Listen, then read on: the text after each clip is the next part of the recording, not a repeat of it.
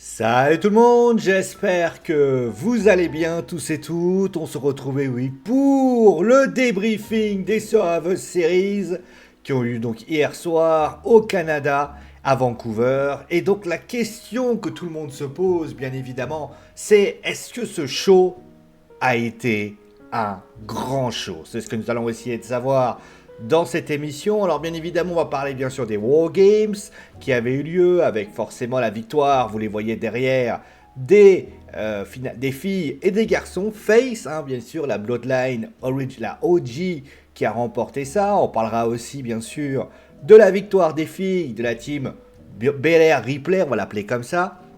Ensuite, on parlera aussi forcément du couronnement, et ça c'est une belle surprise, de Shinsuke Nakamura en face à tout simplement à LA Knight. On a ensuite bien sûr les deux autres matchs de Raw, c'est-à-dire la conservation du titre de Gunther face à Damien Priest. Et pour terminer, il y a également un match dont je vais aussi vous parler, c'est le titre intercontinental, bien évidemment. Bon allez, trêve de bavardage, on va commencer tout de suite avec le gros match de la soirée. C'était donc le main event, la New Bloodline contre la OG, autrement dit la Original Bloodline. Vous les voyez, ils sont beaux, ils sont fringants, ils ont gagné leur match. Jimmy Uso, Sami Zayn, CM Punk, Roman Reigns et bien sûr Jey Uso pour ainsi dire. Alors qu'est-ce que j'ai pensé de cette rencontre pour ainsi dire? Alors, il y avait beaucoup de pour ainsi dire. Alors, au niveau du match, moi j'ai trouvé que le match était très complet. Alors, je suis pas un très grand fan du War Games pour la simple et bonne raison que les règles du War Games font que le match ne démarre jamais vraiment. C'est-à-dire que là où tu as par exemple le Royal Rumble, ça va commencer dès qu'il y aura deux participants sur le ring et que par la suite, il n'y en a plus qu'un, il n'y en a plus qu'un. Le match en cage, lui, il va commencer. Le Steel Cage match, pareil. Dans le cas du War Games, tu sais que à aucun moment, tu sais que il va y avoir un événement. Il peut y avoir des événements inattendus. Par exemple, Dakota Kai qui trahit Tegan Nox. Mais sinon, tu vois chaque personne, entre guillemets, avancer. D'ailleurs, l'idée de l'avantage, vous savez, cette idée d'avantage, qui consiste à dire que si tu es le premier à avoir un de tes partenaires arriver, n'a pas d'intérêt, puisqu'au final, tu es obligé d'attendre que les 10 soient là. Donc ça, c'est la première chose. Donc, j'ai vu le match. Il y a eu de la casse, hein, d'ailleurs. Je crois que Jacob Fatu s'est blessé. Jimmy s'est blessé à un orteil, je crois. Un truc comme ça. Je crois que Bronson Reed, d'ailleurs, je crois que c'est celui qui a le plus souffert dans cette histoire. Après le tsunami qu'il a essayé de faire sur Roman Reigns, il souffrirait d'une fracture, d'une douleur à la cheville. Alors après, j'en ai pas les tenants, les aboutissants. Et je ne sais pas, entre guillemets, la gravité de tout ça. Mais c'est vrai que, alors je vais vous le dire, cheville, voire les deux à l'atterrissage. On va voir, il a été aidé pour rentrer. Est-ce que c'est grave ou pas? Ça, on verra. Mais bon, après, c'est bien que tous et toutes se sont donnés. Ça, on l'avait bien compris. Et donc, la question est, est-ce que le match était bon? Oui, clairement. On a eu un petit duel d'ego entre CM Punk et Roman Reigns. Ça, c'était quand même assez prévu. D'ailleurs, il y a eu le moment où Roman Reigns, CM Punk veut y aller, il met sa main comme ça et il dit ça sera Sami Zayn. Et ensuite, il y a concrètement CM Punk qui revient par la suite, qui donc empêche Roman Reigns d'y aller dans cette histoire. Et d'ailleurs, juste après, il y a une petite confrontation entre Roman Reigns et CM Punk. Paul Heyman est obligé d'intervenir. Ça, c'est bien aussi. Ça met Paul Heyman dans cette histoire. Et d'ailleurs, quelle est cette faveur Quelle est cette faveur qu'a demandé CM Punk à Paul Heyman? Grande question, parce que je me souviens pas que Paul Heyman a, entre guillemets, une quelconque autorité parmi les officiels. Je sais pas trop ce qu'il a demandé. Ça, c'est quelque chose d'important, mais en tout cas, le match était cool. Le tsunami, il y a eu énormément de spots, pour ainsi dire. Bravo à Bronson Reed qui a fait un bon match. Bon, Jacob Fatu a été égal à lui-même. Tagovailoa et Tamatonga, je m'attendais vraiment pas à les voir aussi hypés. Ça, c'est quand même assez cool. Et puis, forcément, ils ont eu un petit peu leur moment. J'ai trouvé malgré tout que c'est pas le meilleur War Games que j'ai vu. Clairement, pour moi, ça me reste encore ceux de NXT, le Ciampa, la team Ciampa contre la team Undisputed Era qui a été exceptionnelle, et le team des filles qui avait eu lieu notamment dans la même session. Mais concrètement, je pense que il va falloir que la WWE tente de changer quelque chose. Peut-être mettre une stipulation d'élimination, ce qui pourrait notamment nous donner un côté élimination, c'est-à-dire que même si tu apparais, tu es quand même à 4 contre 5, ça peut être une idée également, ça peut être une idée, moi je vois bien ça comme ça, mais il va falloir changer quelque chose parce que pour le moment, le temps, en fait le problème c'est que quand j'arrive, je me dis putain, chacun rentre, le Royal Rumble il a ce côté un peu imprévisible parce qu'on sait pas qui va rentrer, mais pour là, tu te dis ouais, voilà quoi. Maintenant, ça n'enlève pas la qualité du match, mais ça m'enlève la hype qui a été donnée. D'ailleurs, en parlant de hype, forcément les rumeurs ont donné. Il y a eu beaucoup de rumeurs qui ont été balancées, avec notamment, on s'attendait. Alors beaucoup ont parlé du Rock. Je comprends pas trop pourquoi. On sait que le Rock a passé une tête à Bad Blood, mais sinon, il a juste passé une tête à Bad Blood. C'est-à-dire que, en fait, il faut pas que vous imaginiez qu'il y a un truc de fou. Il a juste passé une tête à Bad Blood. Voilà, faut pas imaginer plus que ça. Mais beaucoup ont imaginé l'apparition de Seth Rollins qui s'en prendrait donc à CM Punk et qui coûterait donc le match.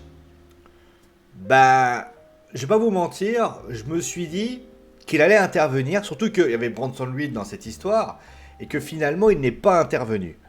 Moi je me suis dit, il va intervenir, mais plutôt pour se venger de Bronson Reed. Vous voyez ce que je veux dire? Tout le monde attendait le truc, ouais, Jimmy ou quelqu'un allait se faire attaquer, etc. Finalement, c'est pas le cas. Et j'ai trouvé que, c'est pas étonnant en fait. En fait, quand vous y réfléchissez bien, beaucoup de gens attendaient la rôle. Si tu mets Seth Rollins qui trahisse, qui met un coup à CM Punk là, on est au mois de novembre. Il n'y a plus de PLE à partir de là. Le Saturday Night Main Event pour moi ne compte pas. Ça veut dire que tu es obligé de meubler jusqu'à WrestleMania du mois d'avril. Donc ça veut dire que tu dois pouvoir faire en sorte que le Royal Rumble, que Elimination Chamber, et que ça fait quand même beaucoup. Donc finalement, en plus, je vous rappelle qu'on s'est fait un peu spoiler le fait que Seth Rollins ne viendrait pas, parce qu'il a été spécifié que CM Punk avait demandé une faveur à Paul Heyman. Si la Bloodline ne gagne pas, il n'a pas cette faveur. Et donc finalement, il n'y a pas de faveur. Vous voyez ce que je veux dire? Donc, on ne sait pas ce qu'il a demandé. On ne sait pas ce qui a été explicité. Mais la réalité, c'est que CM Punk, dans cette histoire, te spoil à SmackDown en te disant, à la limite, il aurait dit ça aujourd'hui. On aurait pu imaginer la venue de CM Punk. Mais à partir du moment où CM Punk demande une faveur à Paul Heyman, s'il perd le match, il n'a pas la faveur. Donc, quel est l'intérêt pour nous? En fait, voilà, quel est l'intérêt? Donc finalement, c'était pour ça que je veux dire par rapport à ça. Je sais que certains vont dire oui, mais c'est relou, on nous a teasé un truc. Je comprends votre point de vue, les amis, mais il faut pas oublier que Seth Rollins, allez meubler 5 mois de rivalité entre les deux.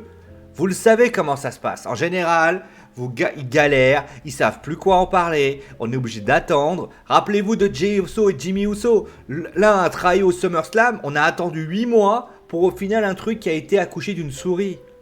Dommage. Donc pour ainsi dire, voilà. Bon, les filles maintenant. Comment vous dire? Les filles c'est moins bien.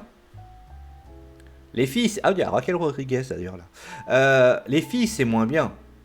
Clairement. Alors pourquoi c'est moins bien? Parce que finalement, il y a des petites choses. Io Sky qui arrive avec sa poubelle, qui y va, pourquoi pas. Il y a eu quelques petits moments intéressants. Candice LeRae fait pas une mauvaise prestation. Rhea fait une bonne prestation.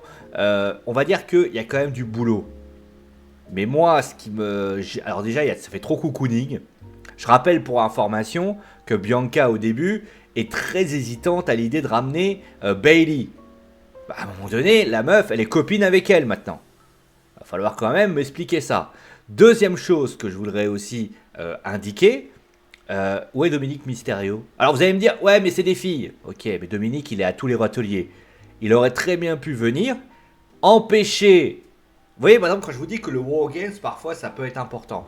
On est le 5e. Qui rentre en 5e position? Rappelez-vous, qui rentre en 5e position? Pensez bien, réfléchissez bien. Vous allez voir, vous allez trouver. Le 5e, la personne qui arrive en 5e, c'est Rhea. Si Rhea arrive, qu'est-ce que vous faites? Vous réfléchissez 2 secondes. Vous utilisez ce qu'on appelle entre vos 2 oreilles. Vous dites, bon, bah, qu'est-ce qu'elle fait, Rhea?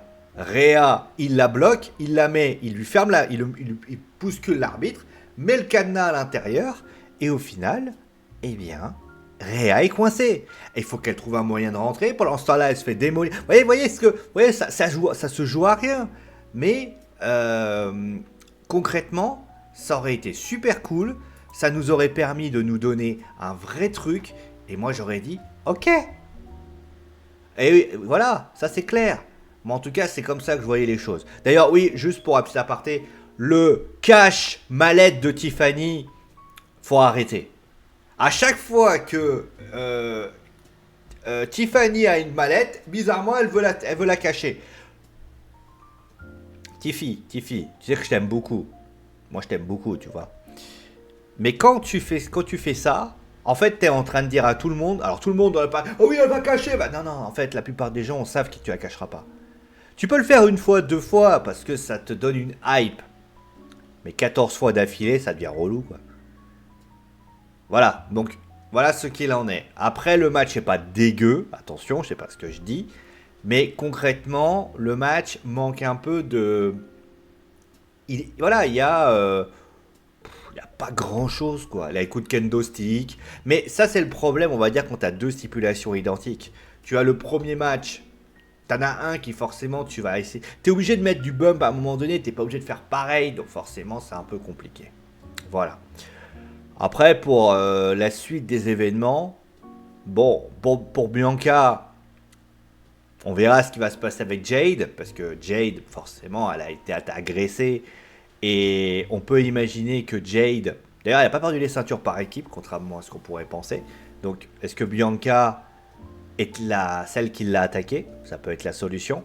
Naomi est là aussi, qu'est-ce qu'elle va faire dorénavant? Bayley, et moi je m'attendais sincèrement, alors que il y avait eu l'attaque sur Jade, que Charlotte Flair arrive. Bon, elle n'est pas arrivée, bon, ok. Io Sky, bah, elle va aller du côté d'Aurora avec Rhea. Io Sky devrait aller du côté de Kairi Sane. Après, on rappelle qu'il y a une ceinture qui va pas tarder à arriver. Bayley est dedans, je crois. Il y en a d'autres qui sont dedans.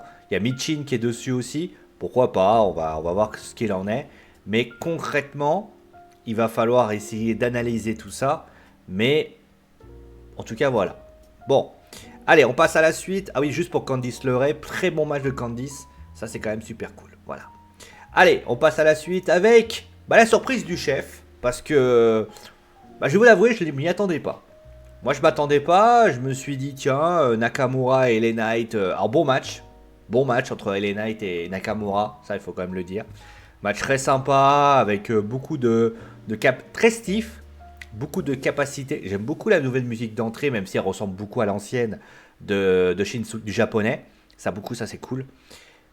Après, au niveau de ce que j'ai trouvé étonnant, voilà, c'est le couronnement. Moi, je m'attendais à ce que LA Knight conserve sa ceinture.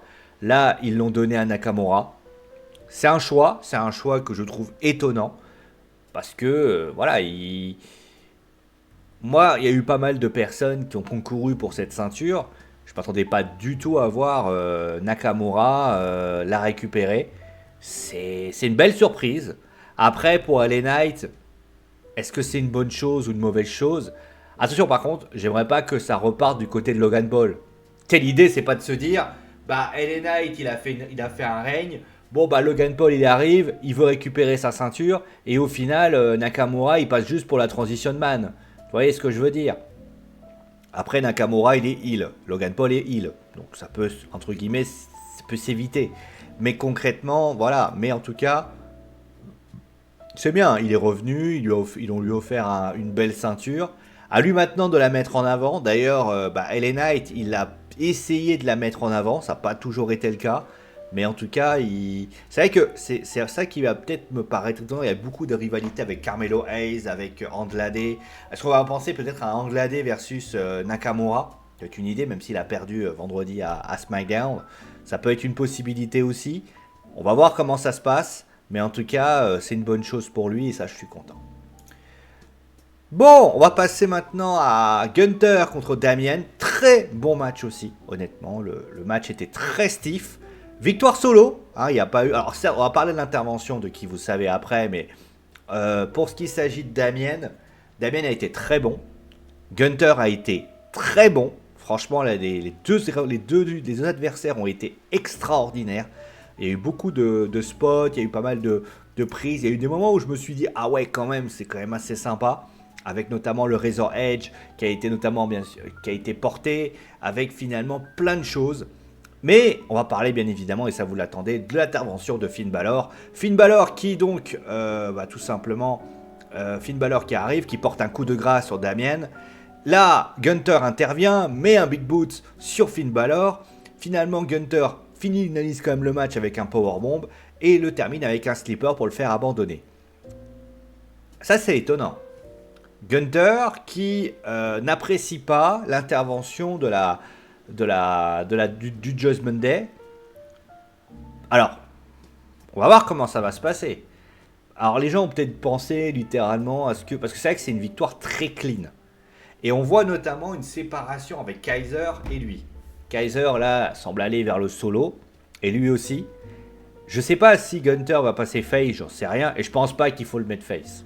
Gunther, il est pas fait pour être face.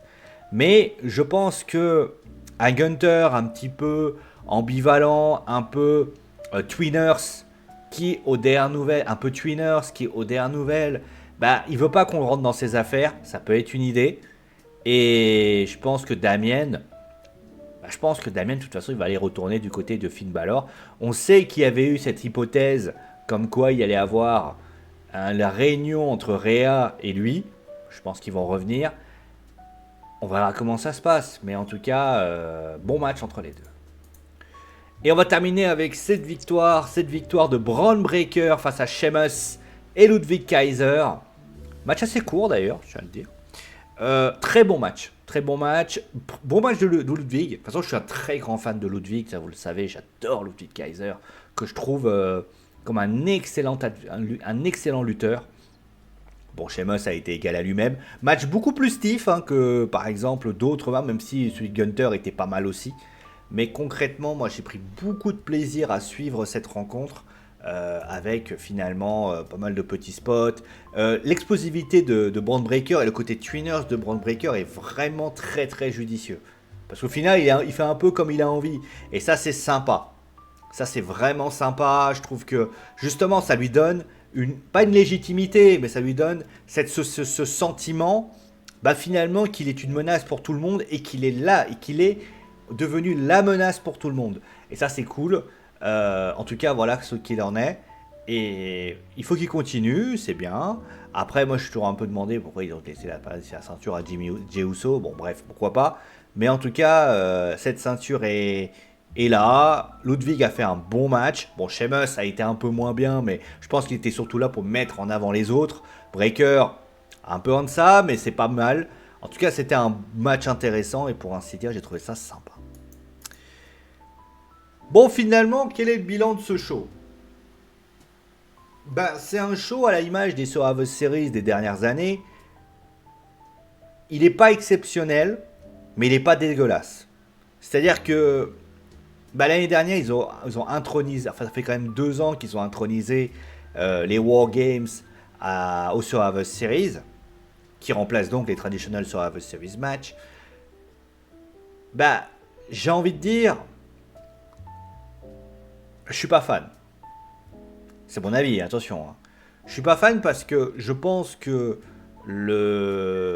l'état d'esprit, on va dire comme ça, l'état d'esprit du War Games est mal exécuté. Je comprends où ils veulent en venir, je comprends que les règles sont ce qu'ils sont, mais je suis pas un grand fan. Attention, je vais tout de suite arrêter tout le monde. Je ne suis pas un grand fan. Moi, Vous êtes peut-être fan du War Games, vous avez peut-être kiffé le War Games, et c'est tout le mal que je vous souhaite. Mais on parle de moi. Attention, moi je suis pas un grand fan. Mais ça c'est moi. Après, est-ce que c'est pour autant j'ai passé une mauvaise soirée? Non, je n'ai pas passé une mauvaise soirée. J'ai vu le show pendant 3 heures, à peu près. Ça fait une heure, ça va faire 1 heure et demie, une heure, donc ça fait à peu près 3 heures et demie de show. Je l'ai regardé, les matchs étaient bons. Même si le match des filles, pour moi, bah, forcément, on voulait pas trop les mettre en avant, donc on a mis en avant les garçons, donc forcément, il y avait un décalage. Les matchs solo étaient bons. Voilà, le match entre LA Knight et Nakamura, c'était plutôt bon. Le match entre Gunter et Damien était plutôt bon. Le match intercontinental n'était pas celui qu'on attendait, mais il a quand même livré une prestation, même si on regrettera quand même que c'était assez court, mais c'était bien. Donc au final, le PLE se garde. Après, je rappelle quand même une chose, c'est qu'on est le dernier PLE. Alors vous allez me dire, oui, mais c'était un main event. Là, on est le 1er décembre, ça veut dire que à partir de 1 mois et demi, là, on n'a plus de show. Enfin, on n'a plus de PLE. Donc ça veut dire que c'est toujours celui-là qui clôt désormais l'intégralité des PLE. J'attends quand même un peu plus. Vous voyez ce que je veux dire? J'attends quand même un peu plus. Là, on va arriver à la fin de l'année, donc on est le 1er décembre aujourd'hui. J'attends quand même beaucoup plus. Après, certains vont me dire, oui, mais c'est souvent là pour clore les rivalités. Les rivalités vont pas se clore. Enfin, il y a une rivalité qui va pas se clore. La Bloodline va continuer à vouloir affronter un tel ou un tel. D'ailleurs, je pense que Roman Reigns, je serais moyennement étonné qu'au Royal Rumble, il n'est pas du côté qu'un Solo Sikoa soit dans les parages. Vous voyez, qu'on fasse un truc comme ça. Mais en tout cas, je suis perplexe. Je suis perplexe et il va falloir me montrer. En fait, il faut me montrer quelque chose. Et là, je l'ai pas. Bon, on verra ce qui va se passer jusqu'à la fin de l'année. Je crois qu'il y a de l'année dernière, ils avaient sorti une masterclass en fin d'année avec des trucs de ouf. Bah écoute, c'est tout le mal que je leur souhaite. Hein. Pour arriver à WrestleMania, qui avait été une route qui a été. Moi d'ailleurs, je tiens à le signaler, hein, la route vers WrestleMania l'année prochaine, j'attends rien. Parce qu'à chaque fois que j'attends quelque chose, il se passe rien. Et à la fin de la journée, à la fin de WrestleMania, ils vont être plein la vue. Je fais OK. Donc on va attendre voir comment ça se passe. Voilà, je vous invite bien évidemment à me dire ce que vous avez pensé de ce show. Dites-moi d'ailleurs si vous l'avez apprécié, détesté, etc., etc. Mettez un pouce bleu si vous avez aimé cette vidéo. Mettez un pouce rouge si vous ne l'avez pas aimé. C'est comme ça. Il faut accepter la réalité des choses. Mettez un commentaire. Abonnez-vous si vous avez aimé et pour savoir le contenu de la chaîne, mettez la cloche également. Partagez la vidéo aussi pour la montrer à vos amis pour qu'ils puissent commenter ce que je viens de dire. Prenez soin de vous, amusez-vous bien et ciao les amis.